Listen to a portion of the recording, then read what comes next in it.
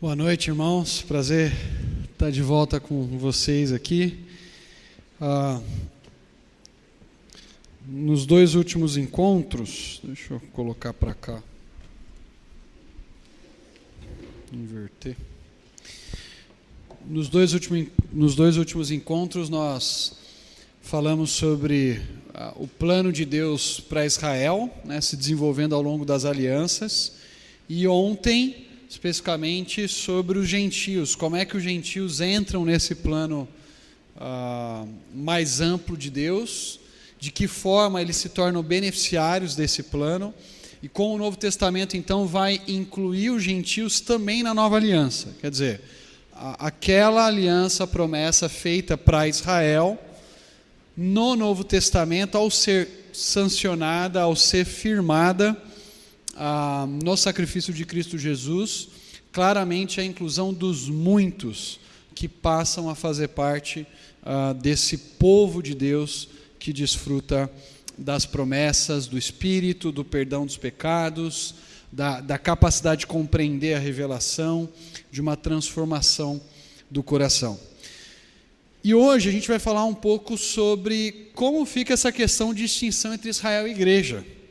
Porque, afinal de contas, se os gentios são incluídos dentro do povo de Deus, se as nações se tornam também beneficiárias do povo de Deus, será que então a distinção entre Israel, gentios e igreja, ela é totalmente anulada? Será que certos planos, certas promessas, aliás, que Deus havia feito no Antigo Testamento, perdem o seu valor ou ganham uma nova nuance mais espiritual e consequentemente não terão aplicação no futuro? Isso tem muito a ver com como a gente enxerga a distinção entre Israel e igreja. Quer dizer, Israel ainda tem valor como um grupo dentro desse povo maior de Deus e consequentemente aguarda algumas promessas específicas para si. Então, nessa distinção a gente vai tentar enxergar se há ou não essa expectativa em relação ao Israel étnico nacional. Ok? Então está aí a Igreja de Israel. Vamos falar um pouco sobre continuidade e descontinuidade. E antes da gente começar, especialmente porque é um tema que fica mais claro quem é continuista e quem é descontinuista, né? Até aqui a gente está falando sobre aliança, sobre os gentios sendo incluídos. Então, há bastante concordância, embora eu já tenha deixado claro que a minha perspectiva envolve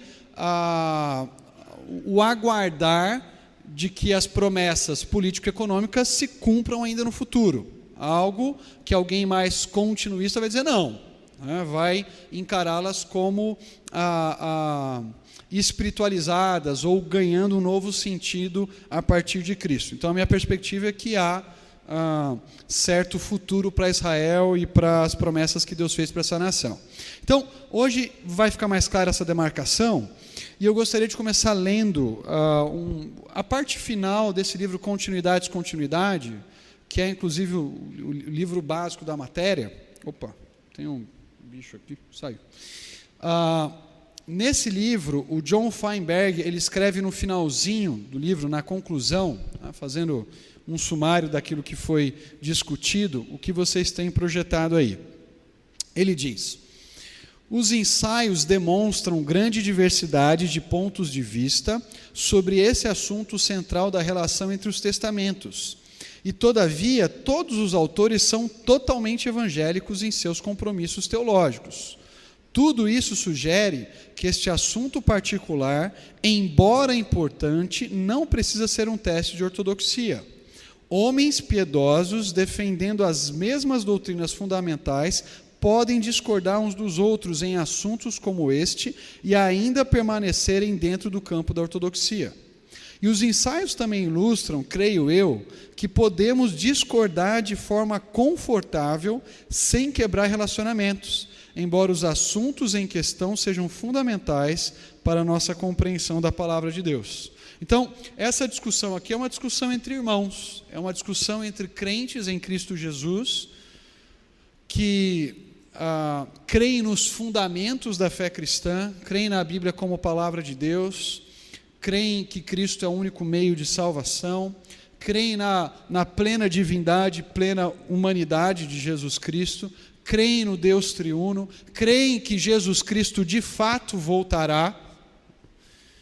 E esses irmãos então estão discutindo sobre aspectos hermenêuticos que não definem se você é ortodoxo ou não. Aqui é uma discussão dentro da ortodoxia.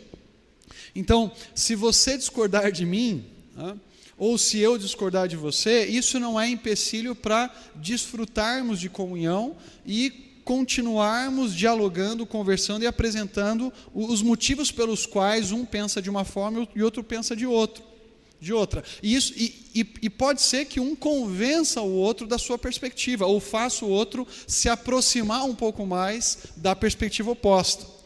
É o que a gente viu acontecer nos Estados Unidos, especialmente durante a década de 80. Depois da declaração de Chicago sobre a inerrância, a gente percebe dispensacionalistas e aliancistas um pouco mais próximos, dialogando mais, conversando mais. E esse livro aqui é resultado desse processo de diálogo. Esse livro aqui não é um livro dispensacionalista, nem é aliancista. Esse é um livro que apresenta as duas perspectivas. Você tem um capítulo apresentando a perspectiva aliancista sobre uma determinada questão, tema, o outro dispensacionalista, um continuista, um descontinuista. É em homenagem a um homem que era descontinuista, que era dispensacionalista, Dr. Louis Johnson, que foi professor do Dallas Theological Seminary e depois foi para o Trinity.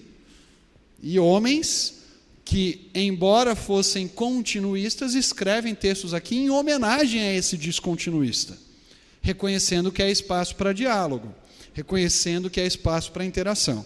Então, esse livro nos ensina que é necessário ouvirmos uns aos outros, entendermos melhor a posição um do outro, perceber os aspectos fortes do outro e também os fracos, e também reconhecer certas dificuldades que nós temos nos nossos sistemas hermenêuticos e, alguns irão dizer, filosofia de história.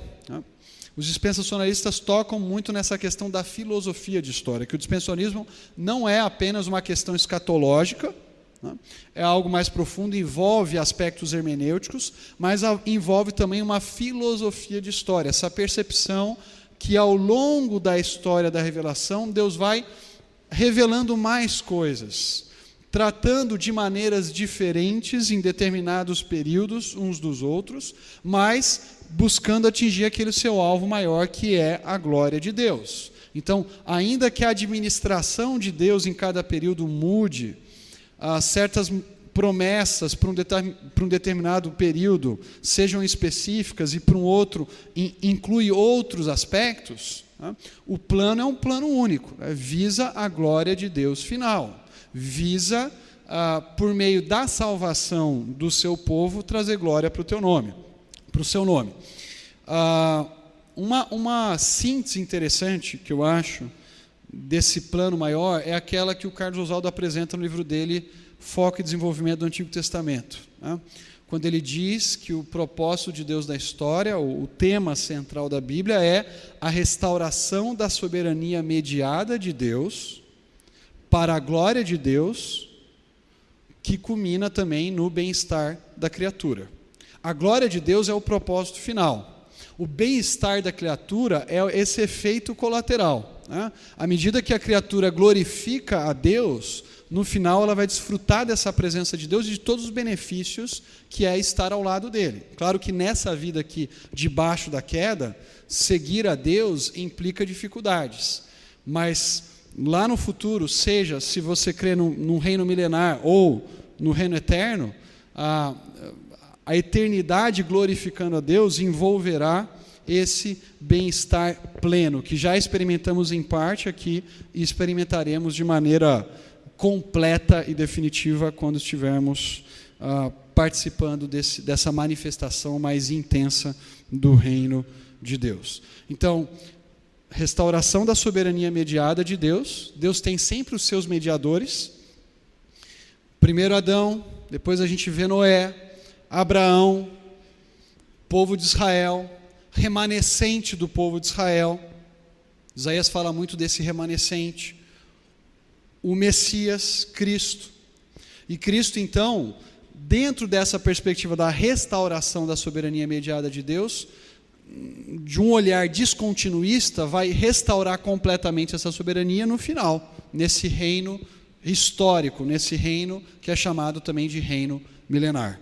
Então, o grande ponto é, para um continuista, Cristo restaurar a sua soberania no novo céus e nova terra é satisfatório da perspectiva histórica? Para um descontinuista, ele vai dizer, olha, da perspectiva histórica, novos céus e nova terra já é uma nova realidade. Por isso, Deus precisa ainda restaurar de maneira definitivamente a sua soberania mediada ainda na história. E aí a necessidade, então, de um reino milenar, onde Deus vai fazer a sua vontade imperar sobre todo o mundo por meio do seu rei, por meio do seu ungido, do seu Messias, governando e trazendo paz sobre todas as nações. Então, a grande tensão é essa, nesse aspecto da filosofia de história. Novos céus e nova terra é a próxima etapa, ou ainda há um aspecto de reino, onde Deus vai demonstrar de maneira definitiva o seu reino por meio do Messias. Essa é uma discussão interessante também. O Greg Beale, que é um aliancista, discute muito esse aspecto dessa soberania mediada. Ele vai mostrando, primeiro com Adão, depois com os patriarcas, com a nação de Israel, Cristo. Então, isso é algo incomum, que tanto continuistas e descontinuistas têm, né? Deus, ele é soberano, ele é Senhor, mas ele escolhe seres humanos para mediarem essa soberania no mundo que ele criou, começando com Adão e terminando com Cristo, ok? Bom, falando sobre povo de Deus e discutindo essa questão, algo que geralmente é associado aos descontinuistas os descontinuistas defendem dois povos de Deus, ou dividem o povo de Deus de uma maneira muito marcante, muito enfática, a ponto de quase tornarem dois povos. Uma afirmação que tem sido cada vez mais comum entre descontinuistas é que o povo de Deus é um só, embora as suas aplicações ou as suas manifestações sejam mais de uma. Então, embora a Bíblia fale de um só povo de Deus, começando por Israel, depois incluindo as nações, no Novo Testamento esse povo de Deus é definido como igreja. Algumas manifestações desse povo de Deus, especialmente de promessas político-econômicas, aguardam um cumprimento futuro. Israel, embora seja parte desse grande povo de Deus, é uma manifestação específica desse povo, que tem promessas específicas e que precisa experimentar esses cumprimentos específicos ainda no reino milenar. Mas antes da gente chegar no final, vamos para o começo. Então, o conceito de povo de Deus, eu estou usando aqui boa parte da nossa palestra, o texto do Robert Salcy, que ele escreve nesse livro aqui sobre Igreja e Israel.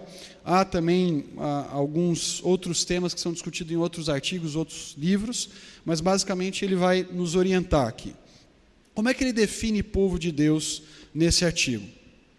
Um povo com quem Deus, por seu amor eletivo, estabeleceu um relacionamento especial, tornando sua propriedade especial. O que nós percebemos se olhamos especialmente para o texto de Deuteronômio que vocês têm aí indicado, abram comigo lá, Deuteronômio 7, versículos de 7 a 8. A gente tem a indicação de Deus escolhendo um povo para si, separando um povo para si, não pelos méritos desse povo, não pela grandeza desse povo, mas pela sua eleição, pela sua escolha, e pelo pacto, pela aliança que ele faz como consequência dessa escolha. Olha só Deuteronômio 7, primeiro versículos 7 e 8. O Senhor não se afeiçoou a vocês, Deus falando com Israel antes de entrar na terra da promessa, né? Nem os escolheu por serem mais numerosos do que os outros povos, pois vocês eram o menor de todos os povos. Mas foi porque o Senhor os amou e por causa do juramento que fez aos seus antepassados. Por isso que ele os tirou com mão poderosa e os redimiu da terra da escravidão, do poder do faraó, rei do Egito. Olha o versículo 9. Saibam, portanto, que o Senhor, o seu Deus, é Deus. Ele é o Deus fiel, que mantém a aliança e a bondade por 1000 gerações daqueles que o amam e obedecem aos seus mandamentos. Então, Deus estabelece a sua escolha de Israel, não em quem a nação era quando ele os tira do Egito, mas ele estabelece o seu relacionamento com Israel, primeiro no seu amor pelo povo, ele diz aí no versículo 8, mas porque o Senhor os amou, e na sequência pela aliança, pelo compromisso que ele havia feito com os patriarcas. Então, Deus ele separa esse povo se manifesta no Antigo Testamento de maneira específica com a nação de Israel, e eles são chamados aqui de propriedade especial, ou de propriedade particular. Quem tem a revista atualizada vai trazer tesouro especial, geralmente, ou tesouro peculiar, a expressão que a revista atualizada usa. Agora, esse conceito de propriedade peculiar, ou de propriedade especial, que é o termo hebraico segular, tem a ideia, pelo menos no mundo antigo, de um grande soberano, um senhor, que escolhe para si um dos seus vassalos para ser a sua propriedade particular. Alguém, dentre todos os servos que ele tem, com quem ele tem um relacionamento especial, com quem ele tem uma aliança especial. Às vezes, esse termo era aplicado ao próprio rei. O rei, no Antigo Oriente Médio, especialmente na região ali da Mesopotâmia, às vezes era chamado de segular. Ele era a propriedade especial de um determinado Deus, representando aquele Deus diante do seu povo. O hebraico, então, usa essa conotação de uma seleção, de uma escolha, de um povo que Deus traz para si para se relacionar com esse povo. O termo aí, segular, vai aparecer, por exemplo, em 1 Crônicas 29:3, não precisa abrir lá, pode abrir com calma depois, para falar de Davi selecionando prata e ouro especiais, né, dedicados a um propósito, a construção do Templo de Jerusalém. Então, a ideia é, de todo o tesouro, de toda a prata, de todo o ouro que ele tinha, ele dedicou uma parte para um propósito específico, um propósito especial. Então, quando Deus separa Israel para ter um relacionamento consigo e para realizar o objetivo específico que ele tem com essa nação. Há muitas nações, e isso é enfatizado constantemente. A gente está aqui em Deuteronômio 7, vamos um pouquinho para frente, para Deuteronômio 10. Deuteronômio 10, versículos 14 e 15, que vocês têm aí no slide também. Não está projetado, né, o texto, mas está a indicação da referência. 10, 14 e 15. Olha só o que Deus diz para o povo de Israel. Ao Senhor, o seu Deus, pertencem os céus e até os mais altos céus, a terra e tudo que nela existe. No entanto, o Senhor se afeiçoou aos seus antepassados e os amou, e a vocês, descendentes deles, escolheu dentre todas as nações, como hoje se vê. Percebe? Todas as nações pertencem a Deus. Ele criou todas as coisas, ele formou céus, formou terra, mas ele escolhe Abraão e os seus descendentes para se relacionar com ele de maneira especial, para ter um compromisso com Deus, para ter uma aliança com ele, e para, por meio desse povo, abençoar as famílias da terra. Esse mesmo termo é usado, por exemplo, lá em Êxodo 19. É muito interessante que Deuteronômio trabalha com o fato de que Israel já é essa propriedade especial, por causa dos patriarcas. Em Êxodo 19, Deus ordena que Israel o obedeça para se tornar essa propriedade especial. É uma espécie de tensão. vocês já são o povo escolhido, eu já fiz um pacto com Abraão e com seus descendentes, mas cada geração, como nós mencionamos no primeiro dia, deveria tomar a decisão de se comprometer com o Senhor para que efetivamente pudesse ser um reino de sacerdotes. Então, o conceito de povo aqui, ele começa num sentido mais restritivo, mais específico, e ele vai sendo, então, ampliado. Perceba aí, um texto que a gente já leu ontem, diz assim, Zacarias 2,11, canta e exulta, ó filha de Sião, porque eis que venho e habitarei no meio de ti, diz o Senhor. Naquele dia, muitas nações se ajuntarão ao Senhor e serão o meu povo. Então perceba que, ao olhar para o Pentateuco, especialmente, a gente vê a nação de Israel sendo chamada de meu povo, ou de propriedade especial. À medida que a revelação vai progredindo, da ideia de progresso da revelação, inclui-se agora as outras nações. Elas também vão fazer parte desse povo. Israel continua com a sua identidade, representada aqui pela filha de Sião, por Jerusalém. E as nações vão até Jerusalém para adorar a Deus futuramente, conforme essa profecia de Zacarias. Quando nós olhamos para Isaías 19:25, que foi o texto que nós lemos ontem também, mas eu quero enfatizar essa ideia de povo, diz assim, porque o Senhor dos exércitos os abençoará, dizendo, bendito seja o Egito, meu povo, a expressão usada basicamente para Israel, e a Assíria, obra de minhas mãos, e Israel, minha herança. Perceba que Israel, Assíria e Egito mantêm as suas distinções étnicas, mas fazem parte agora, ou serão parte, juntos desse povo de Deus. Então, o conceito ele é amplo, ainda que haja manifestações específicas desse povo. No Antigo Testamento, especialmente a nação de Israel. Se a gente pudesse fazer um gráfico aqui para ilustrar, o conceito no Antigo Testamento, mais ou menos, é um grande círculo. Eu queria ter feito esse gráfico. O tempo não permitiu, mas a ideia seria um grande círculo chamado Israel. E aqueles das outras nações que crescem no Deus de Abraão, mediado, comunicado, transmitido pela nação de Israel, vinham para esse grande círculo, mantendo ainda a sua identidade, não completamente dentro do círculo, porque tem a sua identidade étnica, Egito, Assíria.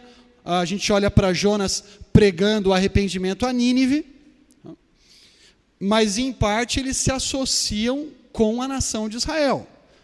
A gente tem o caso, por exemplo, de Raabe, que embora fosse uma cananeia, ela se une à nação de Israel e passa a desfrutar os benefícios de viver no meio daquele povo. Então, o povo de Deus é identificado com Israel e os gentios vêm a esse povo para se relacionarem com Deus que ali se revela.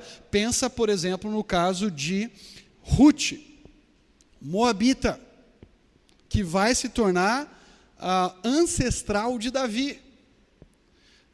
Ela é inserida, trazida para dentro da nação de Israel, e ali no meio daquele povo ela passa a desfrutar das bênçãos que Deus havia prometido para Judá e para o reino do norte. Então, esse conceito vai se ampliando. Começa com Israel, especificamente, a manifestação, mas essa manifestação se amplia. E aí, no Novo Testamento, a gente tem uma expressão muito parecida, tanto o termo laos quanto peripoiesis, que é o termo ali ligado ao povo de propriedade de Deus, ou propriedade escolhida, que é usado na versão grega, lá de Êxodo 19:5, para falar do povo particular, é usado por Pedro em 1 Pedro 2:9. Dá uma olhada aí em 1 Pedro 2:9 e 10.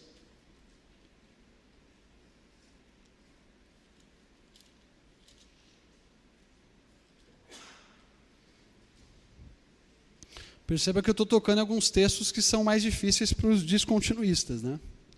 Estou colocando um nó aqui para mim, vamos ver se a gente consegue tirar depois. 1 Pedro 2:9 e 10. Olha só.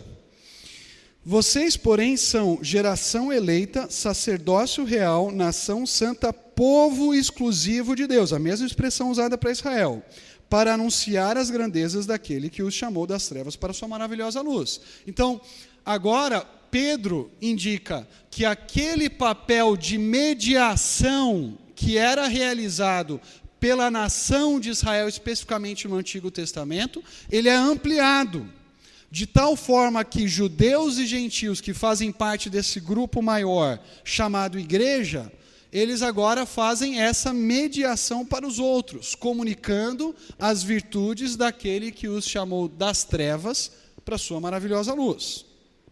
Então, povo de Deus é um conceito único, que tem manifestações específicas ao longo da história. Algo que o Robert Salce faz questão de enfatizar e que a gente não pode esquecer aqui, esse último pontinho. Essa aplicação do conceito à igreja não significa que a igreja assume essa posição exclusivamente para si. A igreja também é uma manifestação desse povo maior de Deus, incluindo pessoas de outras nações. Ok? Então são manifestações distintas, aplicações distintas desse povo maior que Deus redime ao longo de toda a história. Pois bem, há uma citação aqui do Bienterhard, naquele Theological Dictionary of the New Testament, em que ele, comentando sobre Laós, ele faz questão de enfatizar que Deus ainda tem um plano para Israel como manifestação desse povo mais amplo. Ele diz, comentando o uso do termo em Romanos de 9 a 11.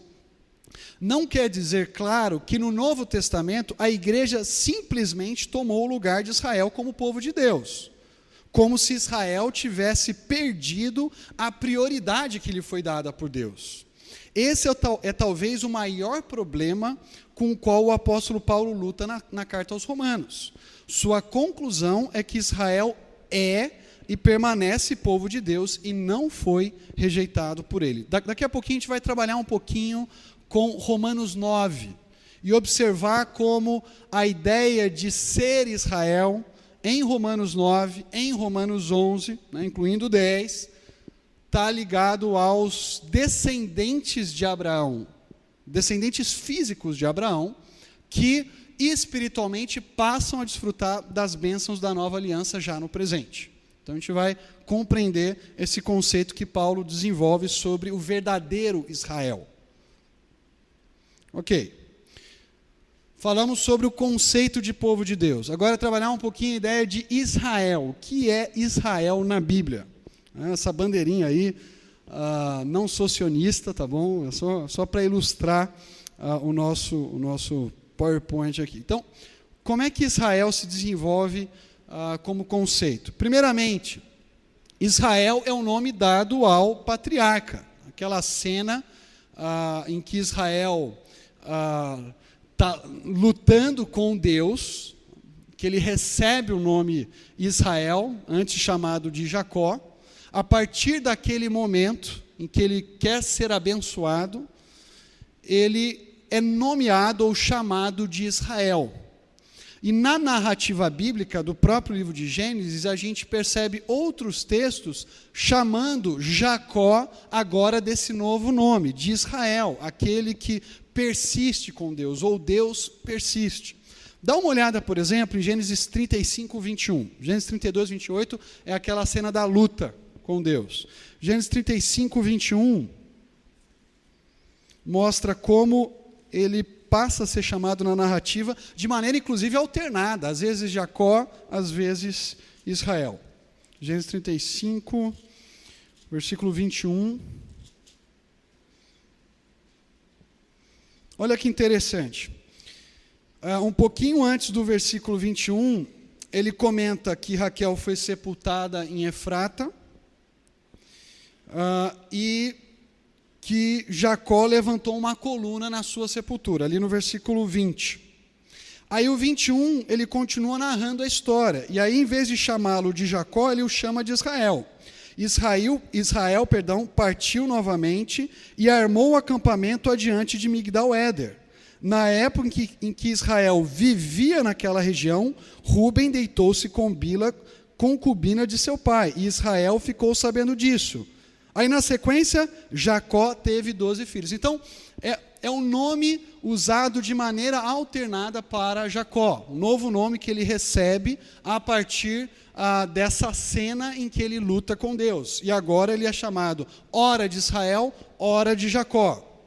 Nas bênçãos que aparecem lá em Gênesis 49, em outros trechos, os filhos de Jacó, os 12 filhos de Jacó, são chamados de filhos de Israel. Em Gênesis 42:5 é aquela cena em que está havendo um período de fome, não há comida em Canaã, e Jacó então manda os seus filhos irem até Canaã para buscarem comida. Naquele trecho eles são chamados já de filhos de Israel. E como desdobramento desses filhos de Israel, passa-se a chamar todos os descendentes de Israel, inclusive a nação que se forma a partir desses descendentes, de Israel. Por exemplo, Êxodo capítulo 1, versículo 7.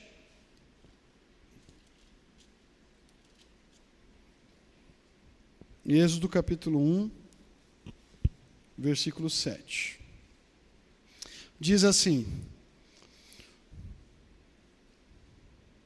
os israelitas eram férteis, proliferaram, tornaram-se numerosos e fortaleceram-se muito, tanto que encheram o país. Aqui a gente tem, inclusive, ecos de, por exemplo, Gênesis 1, 28, Gênesis 9, de 1 a 3. A ideia de proliferar, de ser fértil, de encher. Esse povo aqui está crescendo, esse povo está sendo abençoado por Deus. E esse povo agora é chamado de Israel. Então, o nome que antes era atribuído ao patriarca, agora passa a ser usado para designar os descendentes desse patriarca. E para designar a nação que se constitui no Sinai e que vai tomar posse da terra, sendo chamada também de Israel. Então, perceba a natureza aqui, especialmente étnica, do termo. Povo ligado a Jacó, o povo ligado ao patriarca Israel. Quando nós caminhamos um pouco mais na história do Antigo Testamento, a gente percebe que Israel, em algumas situações, vai ser um termo usado para designar o reino do norte. Quando há a divisão das tribos ali com Roboão, filho de Salomão, parte das tribos, 10 tribos do norte, se separam das 2 tribos do sul, Judá e Benjamim. Essas tribos do norte, ora são chamadas de Efraim, ora são chamadas de Israel. E o reino do sul vai geralmente ser chamado de Judá, embora inclua também a tribo de Benjamim. Então, o termo aqui passa por um processo também de descontinuidade. Quando chega o período do cativeiro, o que a gente percebe? O reino do norte foi mesclado, combinado com povos de outras nações. Parte foi levada, foi espalhada para outros lugares, como os assírios costumavam fazer, diferente dos babilônios, né, que traziam tudo ali para a região da Babilônia para viverem. E perceba que em Isaías 1:3, o profeta Isaías está se dirigindo à nação de Judá, ao povo de Judá. Mas em Isaías 1:3, em vez dele falar Judá ou povo de Judá, ele chama esse grupo de pessoas de Israel. A ideia básica é, a partir do momento em que o reino do norte passa por um processo de cativeiro e de mistura e tudo mais, quem continua representando agora na terra os descendentes de Abraão são aqueles que moram no reino do sul. Isso não implica que não haja expectativa em relação ao futuro, mas que como uma entidade étnico, política e geográfica, o Reino do Sul é que mantém essa relação com Israel. Ok? Só que aí nós vamos para os profetas anunciando o tema da nova aliança. Quando eles vão falar sobre a nova aliança, eles voltam àquela ideia de um só povo, de uma só nação. Por exemplo, em Jeremias 31, que foi um texto que a gente leu ontem, que a gente leu anteontem, fala: farei uma aliança com à casa de Israel, farei uma aliança com a casa de Judá. Uma aliança diferente daquela que eu fiz no período do Êxodo, versículo 32. Aí no 33 ele diz, esta é a aliança que farei com Israel. Ou seja, aqueles dois grupos que são identificados como Israel e Judá no versículo 31, são referidos de maneira geral como Israel no versículo 33. Isso faz parte do programa de Deus de restaurar a nação como um todo. Fala comigo para Ezequiel, por favor, 37, versículos 15 a 17. Ezequiel 37, versículos 15 a 17.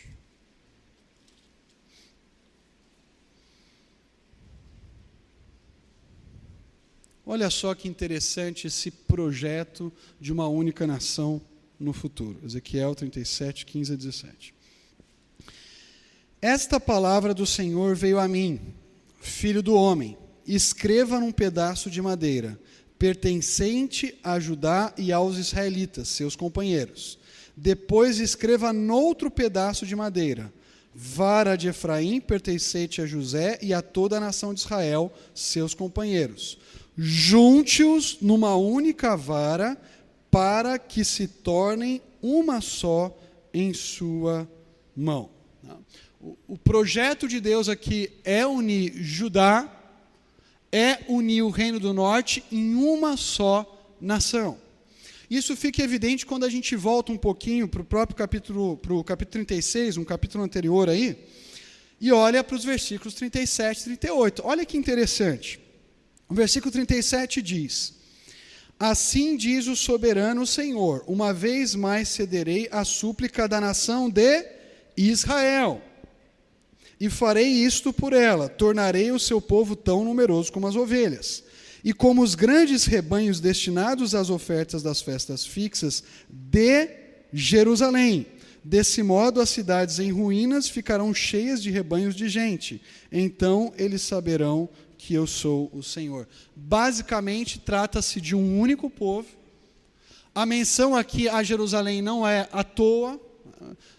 Jerusalém era a capital da antiga nação, da nação sob o governo de Davi e Salomão. E o projeto de Deus para o futuro é unir norte e sul, novamente sendo Israel. Não mais uma designação apenas para o norte ou apenas para o sul, mas tanto o norte quanto o sul. Quando nós chegamos no Novo Testamento, será que há alguma mudança nesse conceito? Talvez haja um refinamento do conceito, mas não há uma alteração completa.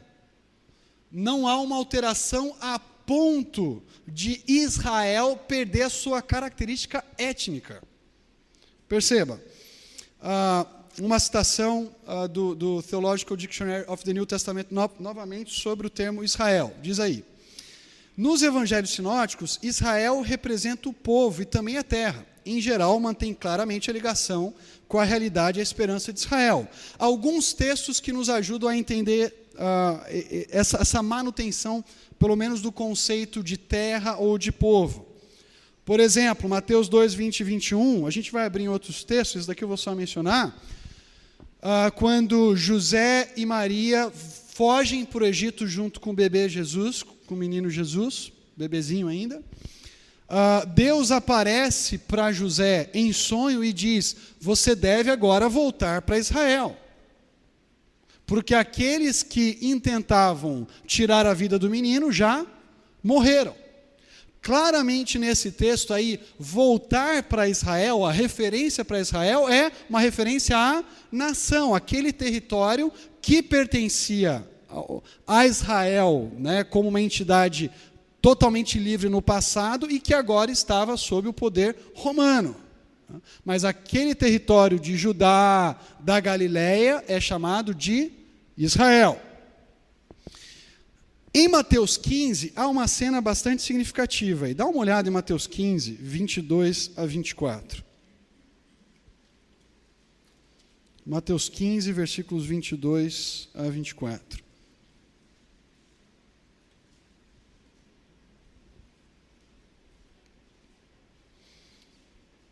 Olha só. Uma mulher cananeia, natural dali, veio a ele gritando: Senhor, filho de Davi, tem misericórdia de mim, minha filha está endemoniada e está sofrendo muito. Mas Jesus não lhe respondeu palavra. Então os seus discípulos se aproximaram dele e pediram: manda embora, pois vem gritando atrás de nós. Ele respondeu: eu fui enviado às ovelhas perdidas de Israel. Claramente aqui a resposta de Jesus indica uma distinção étnica. O meu ministério inicial ou primário se dirige às ovelhas perdidas de Israel, um pouco daquilo que nós comentamos no final. Lembra? A pequena comissão é dada para os discípulos para irem às ovelhas perdidas de Israel, para não irem para as nações. Jesus morre, ressuscita dentre os mortos, e aquela pequena comissão se amplia e alcança também as nações. Israel aqui tem um conceito étnico. Essa mulher não era descendente de Abraão, ela era sírio-fenícia. Os discípulos estão loucos para ficarem livres dela. Mas Jesus está falando: eu tenho um foco no meu ministério que primeiramente é anunciar o reino para Israel. Perceba aqui, de novo, que não estamos falando de plano A ou de plano B, estamos apenas falando de um desenvolvimento histórico dessa proclamação do reino, que é primeiro para o judeu e depois direcionado ao gentio. Esse programa de proclamação das boas novas do reino vai se repetir em Atos também. Paulo constantemente vai primeiro para as sinagogas e depois leva esse evangelho para os gentios. A ideia de que no desenrolar da história isso se amplia. Dá uma olhada no texto de Marcos 12, 29. São alguns exemplos, né? Não são todos.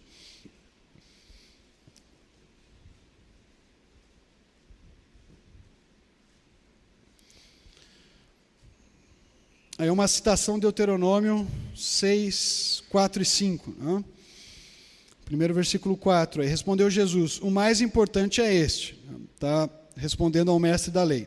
Ouve, ó Israel, o Senhor nosso Deus, o Senhor é único. Claramente Israel aqui na citação, referindo-se àquela entidade do passado étnico, política, que estava sendo estabelecida por Deus e que tinha um relacionamento com Yahvé, o Deus dos patriarcas. Dá uma olhada também em João capítulo 3, versículo 10. A gente dá uma olhada nos sinóticos, vamos ver o que João diz a respeito de Israel. Qual o conceito que a gente encontra ali.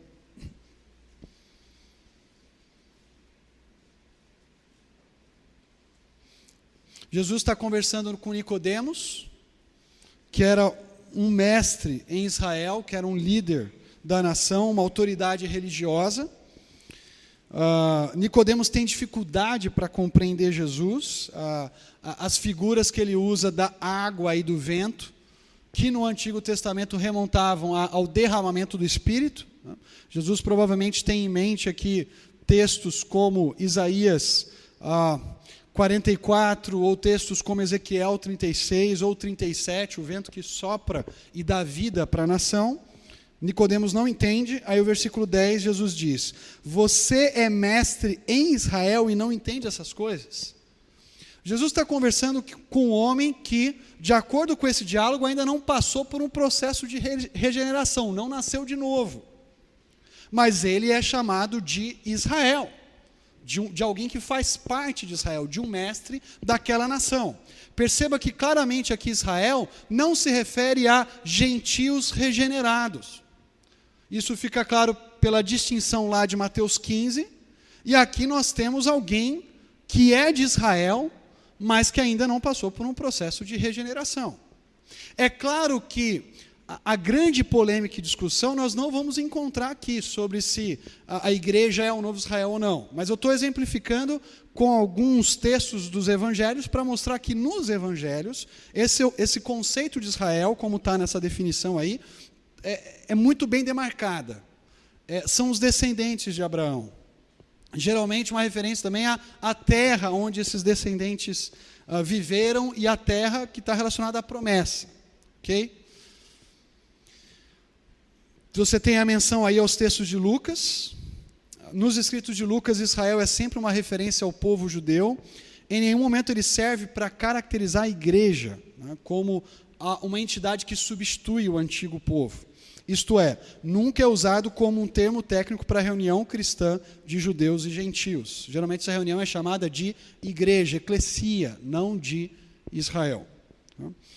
E aí nós temos exemplos muito interessantes, porque aqui nós já estamos no período pós-Pentecostes, Jesus já ressuscitou dentre os mortos, já ascendeu aos céus, a igreja se estabelece em Atos 2, creio eu, né, não começou lá com Abraão, se estabelece em Atos 2, a partir do derramamento do Espírito, como cumprimento daquela promessa da nova aliança, começo do cumprimento. Olha só o que diz Atos 3,12. Quem que é o Israel aí em Atos 3? A igreja do Senhor Jesus. Será? Vamos dar uma olhada aí em Atos capítulo 3, versículo 12. E aqui eu quero que a gente olhe para essas referências de Atos, porque elas são bem importantes para essa discussão.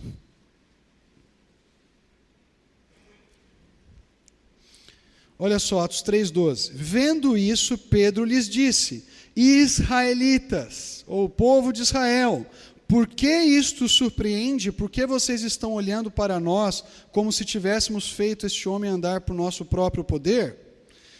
E olha só o que ele diz que esses israelitas fizeram no versículo 14. Vocês negaram publicamente o santo e justo e pediram que lhes fosse libertado um assassino. Versículo 15. Vocês mataram o autor da vida, mas Deus, diferente daquilo que os israelitas fizeram, o ressuscitou dos mortos. E nós somos testemunhas disso. Perceba aqui, Israel ou israelitas não é um grupo de pessoas regeneradas, que creram no Messias, que aceitaram o Messias. É um grupo de pessoas marcado pela rejeição ao Messias, por não reconhecer em Jesus o Salvador da parte de Deus, o Cristo da parte de Deus. Então, Israel aqui não é o grupo de gentios e judeus regenerados, nem se limita aos judeus regenerados aqui, inclui também aqueles que não eram, que haviam matado o Messias. Atos 4, 8 e 10. Olha só. Então Pedro, cheio do Espírito Santo, disse-lhes: autoridades e líderes do povo. Ele está conversando com esse pessoal, e no 10, olha só do que ele chama esse pessoal aí. Saibam os senhores e todo o povo de Israel, que por meio do nome de Jesus Cristo Nazareno, a quem os senhores crucificaram, mas a quem Deus ressuscitou dos mortos, este homem está aí curado diante dos senhores. Ele está se dirigindo ao povo de Israel e aqueles líderes do povo que haviam crucificado o Senhor Jesus. De novo, o conceito de Israel não está ligado especificamente à comunidade dos regenerados. Eu creio que esse Israel aqui inclui tanto, pelo menos no conceito de Lucas e dos evangelhos, vai incluir tanto a comunidade que rejeita Jesus, especificamente nesses textos é a comunidade que rejeita, mas vai haver uma parte desse Israel que Paulo chamará de remanescente, ou remanescente da graça, que crerá no Messias, ou que afirma publicamente: Jesus é o Cristo, Jesus é o Kyrios, Ele é o Senhor sobre todas as coisas. Perceba que se a gente olha para a própria comunidade de discípulos, a gente já percebe um remanescente de Israel sendo separado. Afinal de contas, eram judeus que estavam vivendo naquela terra e que haviam crido no Messias, que haviam crido em Cristo, estavam proclamando as boas novas para os seus irmãos. Atos capítulo 5, versículo 21.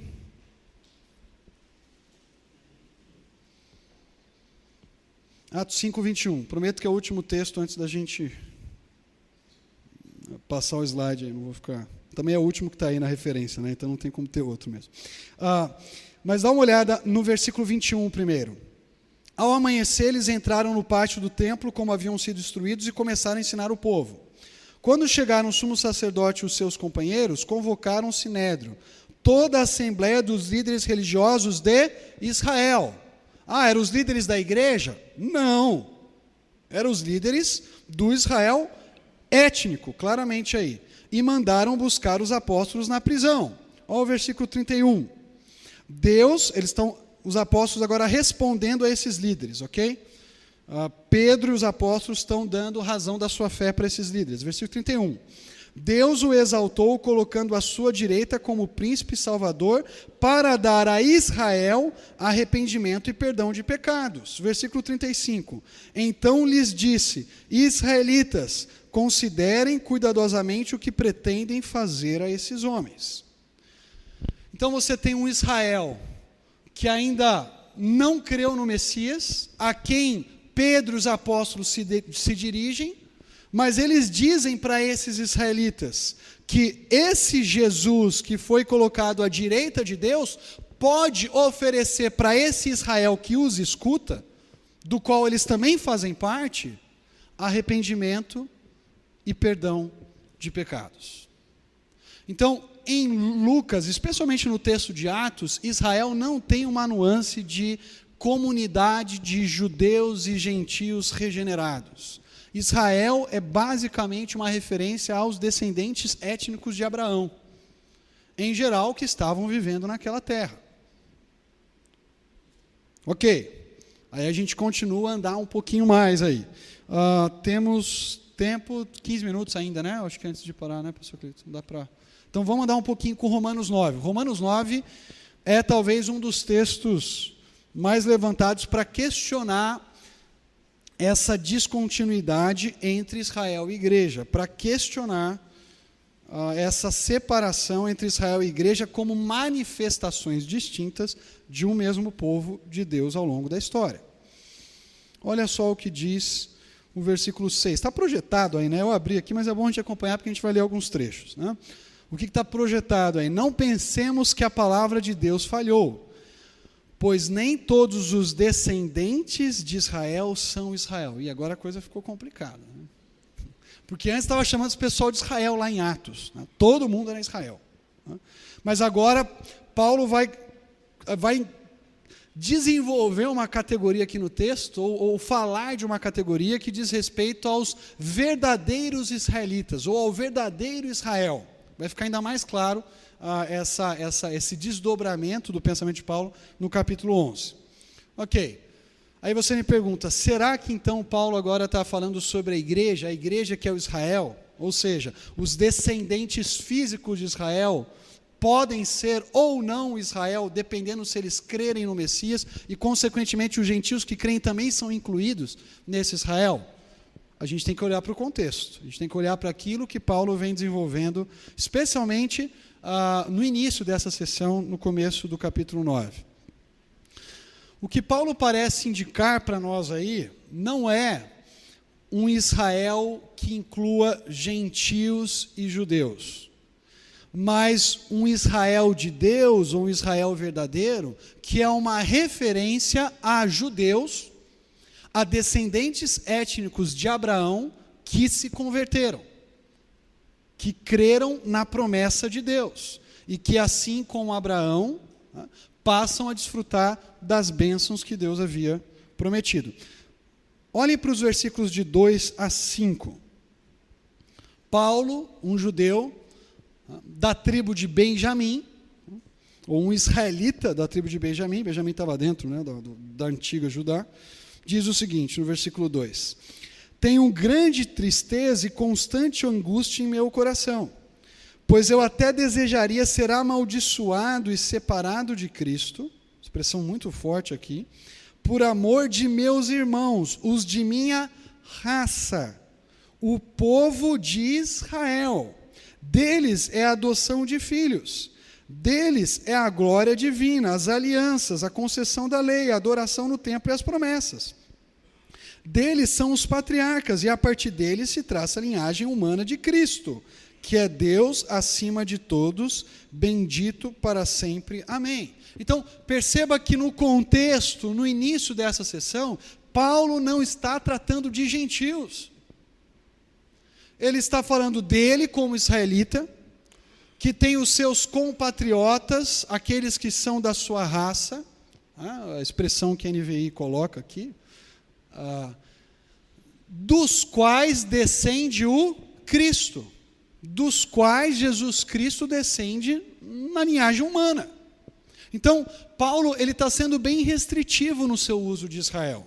Ele está fazendo referência aos descendentes físicos de Abraão, que receberam as promessas lá no Antigo Testamento, que fazem parte desse povo que são os antepassados do Cristo.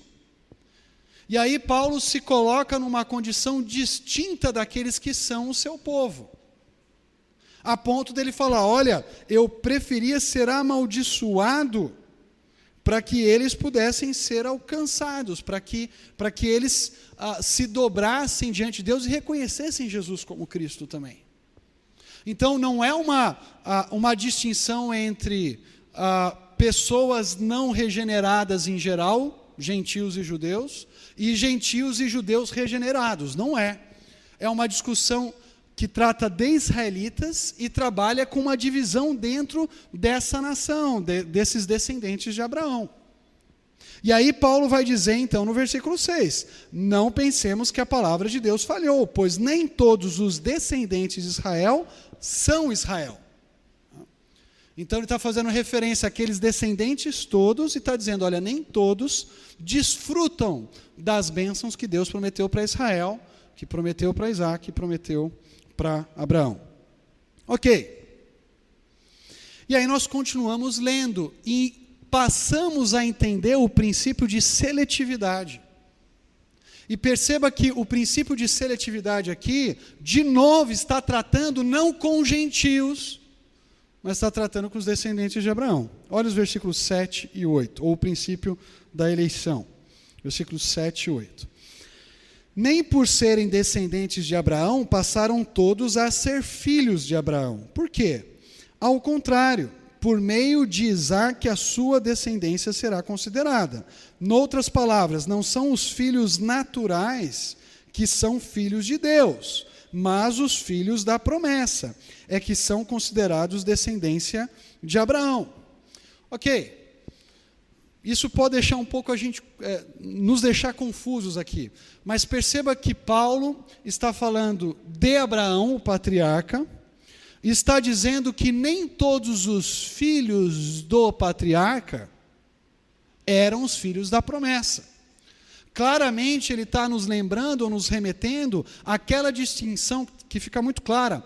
Lá a partir de Gênesis 16... E bem definida lá por volta de Gênesis 20 e 21, entre Ismael, que é um descendente de Abraão, mas não é o descendente da promessa. Abraão e Sara tentam dar um jeito lá. Abraão tem um relacionamento sexual com Agar, escrava de Sara, e por consequência Sara se tornaria mãe adotiva, vamos dizer assim, de Ismael. Era uma preferência das mulheres que tinham dinheiro no mundo do Antigo Oriente Próximo. Quer dizer, em vez do meu marido casar com outra, eu ter uma rival dentro de casa, eu dou a minha serva, que eu pelo menos continuo com o status de esposa, a minha serva é mera concubina. E Deus precisa reafirmar em Gênesis 17, em Gênesis 18, para Abraão, dizendo, cara, não é de Agar que eu vou trazer um descendente para você. É de Sara mesmo. Ela vai conceber e vai dar à luz um filho. Sara chega a dar risada no capítulo 18. E o nome do filho vai ser Ele ri. Porque a risada de incredulidade de Sara, o verbo tsahak, se torna depois o riso, a alegria, e ali aparece várias vezes o verbo tsahak, quando ela concebe, quando ela dá luz a Isaac. Várias vezes ela diz, agora aqueles que ouvirem isso vão rir, de novo o mesmo verbo, comigo. Para mostrar que Deus, Ele escolhe um descendente específico de Abraão, Isaac, para ser o portador da promessa. Mas, ok, nós temos um outro exemplo. Se você ler aí os versículos de 10 a 12, a gente vai ficar lendo todo o texto de Romanos 9, você vai perceber que, de novo, há um outro princípio da seletividade. Quem é o filho que carrega a promessa entre os descendentes de Isaac? É Jacó, e não Esaú. Então, perceba que o que Paulo está querendo mostrar para nós é que sempre há entre os descendentes de Abraão aqueles que são filhos de Deus de fato, ou seja, aqueles que desfrutam da promessa, que creem na promessa e, consequentemente, têm um relacionamento com o Deus da promessa, diferente daqueles que não desfrutam dessa promessa, embora sejam descendentes físicos de Abraão. Paulo usa 2 exemplos de descendentes físicos. Primeira geração, Ismael e Isaac filho de Sara. Segunda geração, Jacó e Esaú. Se ainda não fica claro isso para nós, me parece que Romanos 11 ele é praticamente avassalador para uma visão continuista.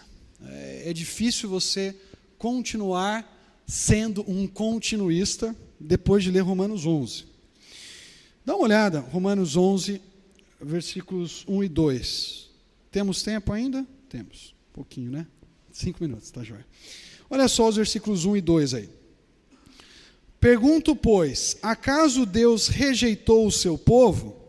A quem ele está fazendo referência aí? A Israel. No final do capítulo 10, versículo 21, ele acabou de falar, mas a respeito de Israel ele diz, o tempo todo estendia as mãos a um povo desobediente e rebelde. E aí a pergunta do capítulo 11, então Deus rejeitou, já que essa galera é rebelde, é dura de coração, é povo de dura cerviz, constantemente aparece essa imagem da dura cerviz, qual que é a resposta de Paulo? De maneira nenhuma. Olha só o elemento étnico, descendência física enfatizada por Paulo agora. Eu mesmo sou israelita, descendente de Abraão, da tribo de Benjamim. Deus não rejeitou o seu povo. Paulo não fala de um Israel geral aqui, de todos aqueles que foram salvos porque creram no Messias. Paulo está fazendo referência a descendentes étnicos de Abraão, especificamente ele, que creu no Messias. Eu sou israelita, sou da tribo de Benjamim. E aí ele conclui no comecinho do versículo 2, Deus não rejeitou o seu povo. O que Paulo está dizendo é, embora parte desse povo continue endurecido, uma outra parte, por enquanto uma parte pequena desse povo, tem crido nas promessas e tem desfrutado dessas promessas, ao menos as promessas espirituais, aguardando com expectativa o futuro, quando as promessas físicas também serão experimentadas. Então, é difícil entender aqui Paulo pensando Israel como igreja, porque claramente esse elemento étnico está presente no texto. Aí nós continuamos lendo, se não conseguimos terminar agora, a gente termina depois do intervalo. Mas olha aí os versículos 2 a 4, primeiramente. Deus não rejeitou o seu povo, nós já vimos, o qual de antemão conheceu, ou vocês não sabem como Elias clamou a Deus contra Israel, conforme diz a Escritura. Senhor, mataram os teus profetas e derrubaram os teus altares, sou o único que sobrou, e agora estão procurando matar-me. E qual foi a resposta divina?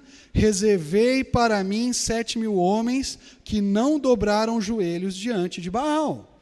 O que Paulo está dizendo aqui é que essa dinâmica em que dentro da nação existe um grupo de verdadeiros israelitas que continuam adorando a Deus apesar da apostasia da nação, apesar do coração duro da nação, não é um modelo depois de Cristo, ele já existia há muito tempo.